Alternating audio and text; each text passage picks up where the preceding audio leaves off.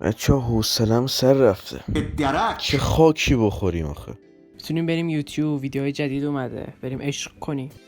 بریم یوتیوب. بریم.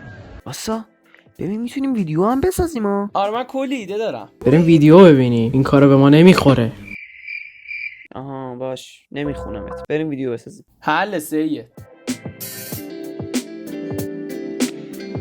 خب این اولین ویدیو رسمی چنل گیم کرد است. تو این چنل قراره به شما خیلی خوش بگذره و چیزای زیادی یاد بگیرید. الان محتوای اصلیمون رو محوریت گیمه، اما ممکنه تو آینده چیزای خیلی زیادی بهش اضافه بشه.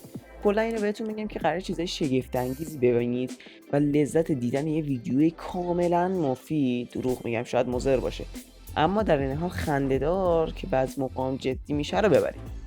ما اینجاییم تا شما رو بخندونیم، بهتون چیز میز یاد بدیم، کلی بازی معرفی کنیم و چالش‌های خفن بدیم. حالا بذارید تیمم رو بهتون معرفی کنم. ما کلا 4 تا اسکلیم که اومدیم ویدیو درست کنیم و صبر کن ویدیو رو شروع کردی؟ آره دیگه بابا دارم ضبط میکنم دیگه.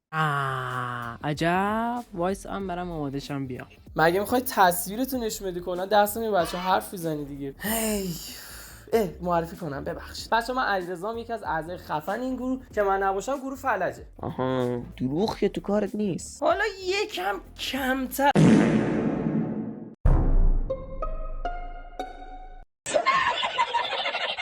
خب سلام دوستان، من سگ البته نیستم، اسم مستعارم سگه. خوشحالم که تو این گروه هستم. بسه دوستان، من رنگو هستم، داشتیشون به هر حال عاقل اینجا منم دیگه. خب برای ویدیوی معارفه کافیه.